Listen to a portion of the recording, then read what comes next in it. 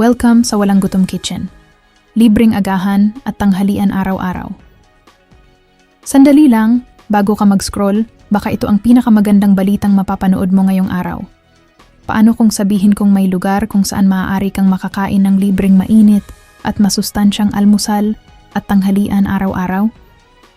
Oo, tama ang narinig mo, libre. Welcome sa Walang Gutom Kitchen.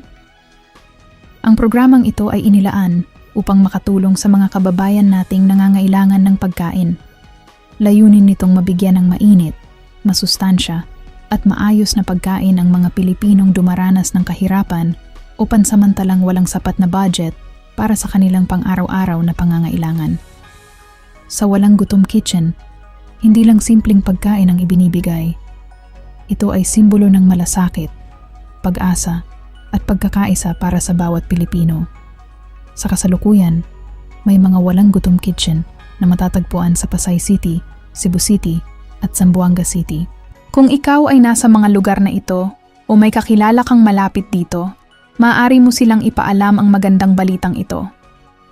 Bukas ang Walang Gutom Kitchen mula Lunes hanggang Linggo, simula alas 6 ng umaga hanggang alas 3 ng hapon.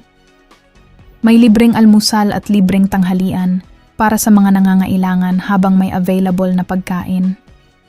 Kung balak mong pumunta, mas mabuting agahan ang pagdating dahil limitado ang bilang ng mga pagkaing inihahanda bawat araw. Tandaan din na panatilihin ang kalinisan, sumunod sa mga alituntunin ng pasilidad, at igalang ang kapwa habang naghihintay ng pagkain.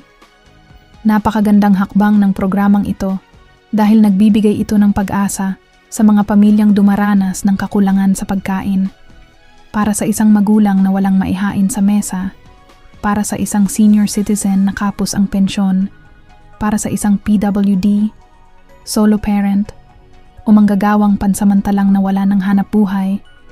Ang isang mainit na pagkain ay napakalaking tulong. Kung may kakilala kang senior citizen, PWD, solo parent, street dweller, o pamilyang nangangailangan, huwag mong sarilinin ang impormasyong ito.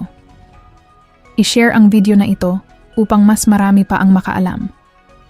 Baka sa simpleng pag-share mo ay may isang pamilya na mabigyan ng pagkakataong makakain ng mainit na pagkain ngayong araw. Mahalagang tandaan na ang libreng pagkain ay available habang may supply, kaya mainam na pumunta ng mas maaga upang makasigurong makatatanggap ng pagkain. Ang bawat plato ng pagkain ay hindi lamang pantawid gutom. Isa rin itong paalala na may mga programang naglalayong tumulong at magbigay ng pag-asa sa mga nangangailangan.